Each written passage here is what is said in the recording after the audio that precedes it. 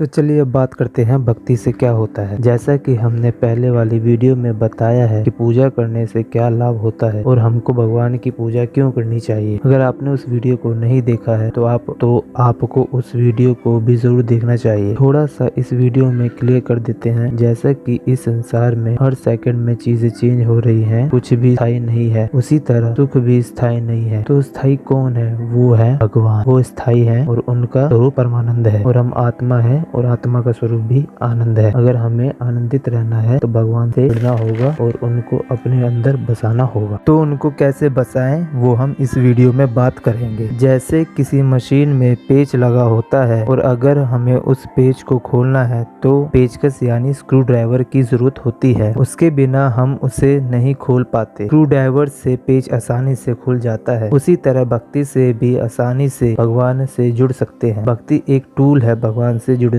का। भक्ति से हम शुद्ध होते हैं और महसूस कर पाते हैं कि भगवान हमारे साथ है। भक्ति से हमें मानसिक शांति प्राप्त होती है और हमारी समझ बढ़ती है। जब हम भगवान से भक्ति के द्वारा जुड़ जाते हैं तो हम चीजों और मान सम्मान के पीछे भागना छोड़ देते हैं जो हमारे झूठे अहंकार को संतुष्ट करता है, जो कि कभी भी पूरा होता ही नहीं है। फिर हम उतना ही कार्य करते हैं जितना जरूरी होता है और हमारे अंदर ज्ञान बढ़ता है जिससे हम समझ पाते हैं कौन सा कार्य सही है। फिर हमें डिसीजन लेने में डर भी नहीं लगता। जब हम भगवान का नाम लेते हैं तो हमारे अंदर ये सब बदलाव होते हैं। हम जो अधिक सोचते हैं, जिसे हम ओवर थिंकिंग कहते हैं, वो करना बंद कर देते हैं। हमारी चीजों की समझ बढ़ जाती है कि हम किस चीज को कितनी वैल्यू दें, ये हमें समझ में आ जाता है। हमारे अंदर हारने और जीतने का डर खत्म हो जाता है। हम कंपटीशन करना और कंपेयर करने की आदत को छोड़ देते हैं। हम सबको एक समान देखने लगते हैं। कई लोग कहते हैं कि पूजा करे या ना करे, दुख और जीवन में दिक्कत तो फिर भी